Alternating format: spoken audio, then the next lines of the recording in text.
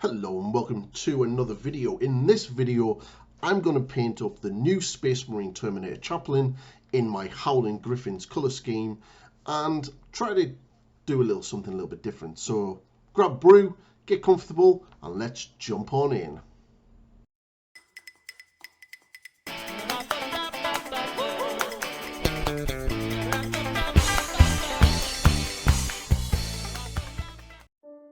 Yay, so I've sub-assembled this a little bit. I've primed the main body and the arms black, and I've kept the shield off. If you're obviously going to be putting the stone bolter on, you could probably put that on. And the head I've kept separate, and I've primed that Corax white. So the first thing I did with the black is I give it a full base coat of Abaddon black, and then here I'm going to start off with the metallics. I have a couple of issues with the camera, so certain things might change, so I apologize for that. But basically what I'm doing is I'm going to go around and base coat all of the brass areas with Runelord brass. It takes a couple of coats because it's quite thin and not the best at coverage. And then once that's done, I then do, well, basically make sure I've got all of the areas covered. There is a little bit on this, so don't worry too much about it.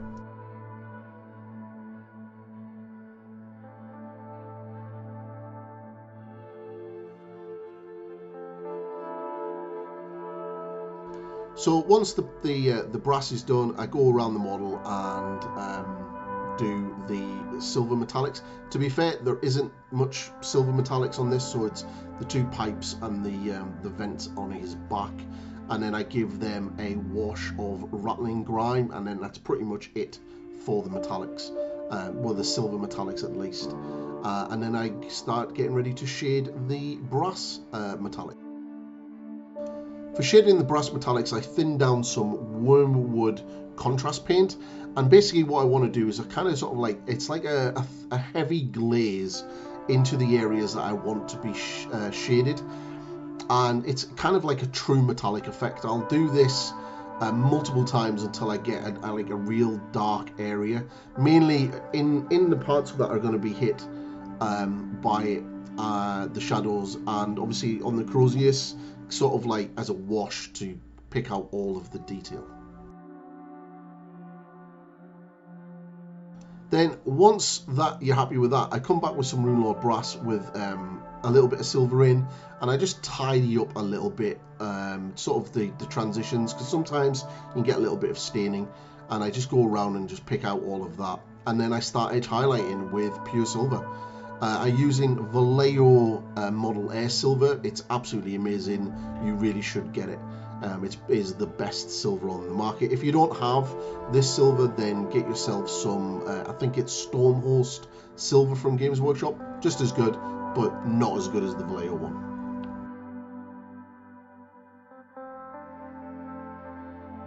As you can see, basically just going around and edge highlighting everything, especially around the Crozius on the edges, picking out the raised detail on the inside and the top of the rivets and stuff like that. The metallics are pretty easy. The most of the painting on this was done with the black power armor. I'd just like to say that if you haven't subscribed yet, please do. The channel is growing really fast, and all of the interactions really help with the algorithm. So quick first highlight on the black is a 50-50 mix of Dark Reaper and a Bad Black, and I'm just going to be doing like a thick edge highlight around all of the edges. This is the time consuming part. This is where the bulk of the painting was. It does take quite a while. The new Space Marines do have a lot of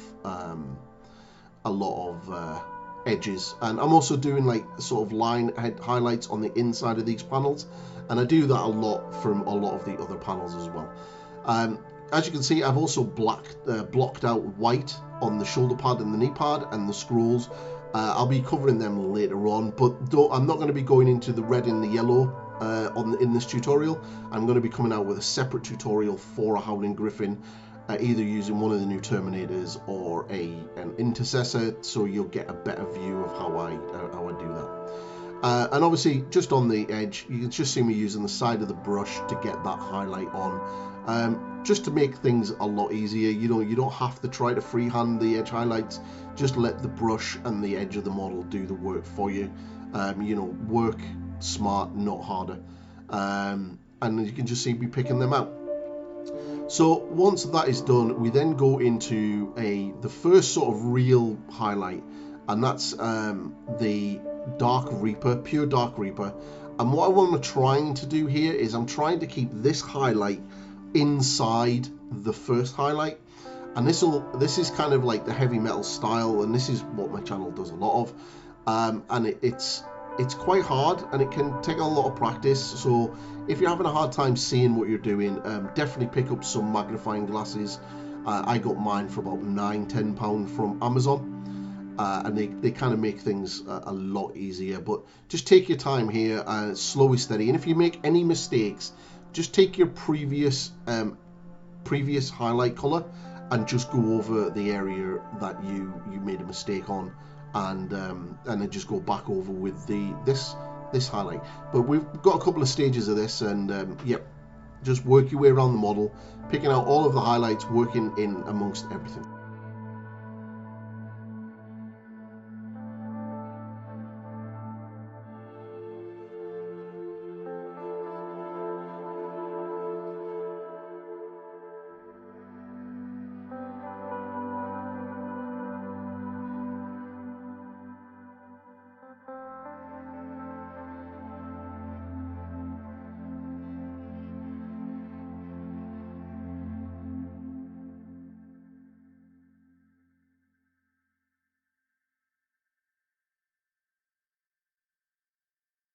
So once that's done, I'm now coming in with Thunderhawk Blue, and again I'm trying to keep this inside the previous two. So you kind of want to sort of like a layered effect, but kind of keep the others on the outside, if you know what I mean. So you're kind of sort of stepping up the brightness, and that'll create that nice smooth look for your highlights.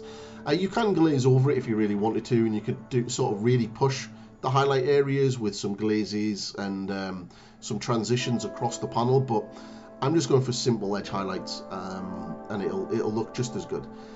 So as I was saying earlier, yes, please subscribe to the channel, please like this video, comment, ring the bell, do all of that good stuff. We are literally hours away of watch time from hitting the threshold to be able to become a YouTube partner. I'm like super blown away by the response. Honestly, I never expected it. It's been a really long grind this year to actually get to this point, so it's really, really cool. So thank you very, very much to everybody who has supported me, and for this 70–80% of people that haven't subscribed yet, please do. It really, really does help a massive amount, and I'm very, very grateful. So once you've got that done and you've gone round, we're now going to use Fenrisian Grey, and this is basically the last highlight for the black. And as you can see, I'm being really careful on putting this in the most sort of prominent points. So you're picking up the highest points on the armor. So I'm not doing the whole all the way around all of the rims. I'm kind of just picking up the highest points, so where the main sort of light would be reflecting. So you can see me that I'm not even doing the full part of that. I'm just sort of keeping it in the center of the torso, because that's where the vast majority of the light would be.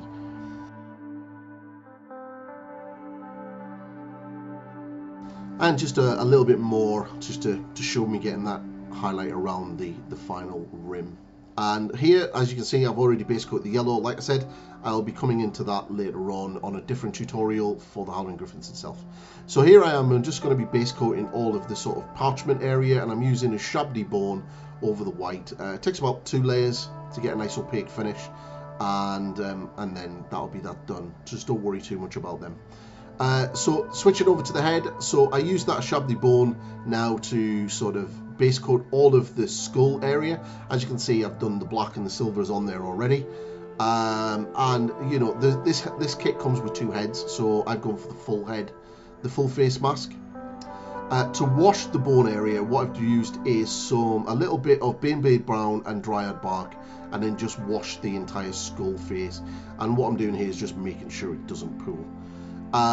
Once it's dry, just start picking up these highlights and building up the highlights using a Shabdi bone and white. And it's kind of just sort of just adding a little bit of white to the Shabdi bone and start building these highlights up.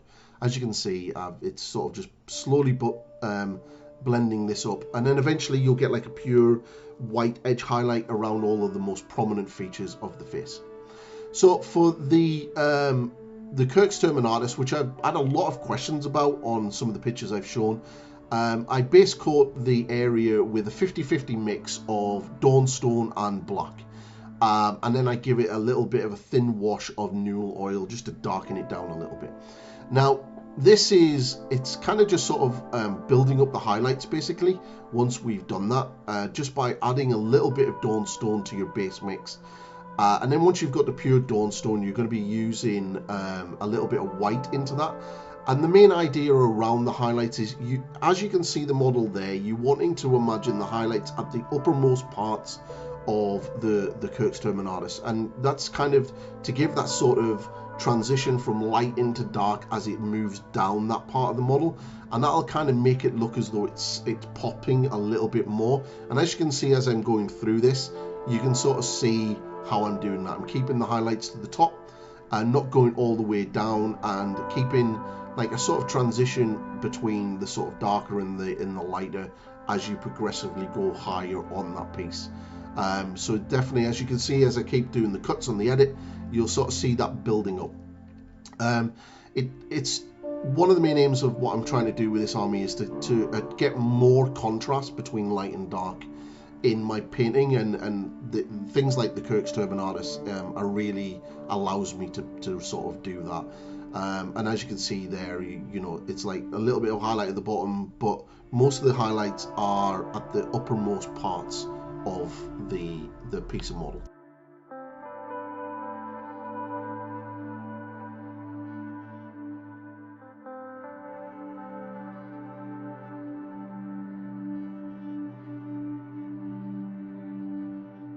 And now I'm just putting in the final highlights, a little bit of white and a little bit of an edge highlight on the side, and you can really sort of see how that's sort of popping out. And I've built up those layers in the specific areas as I've progressed through it.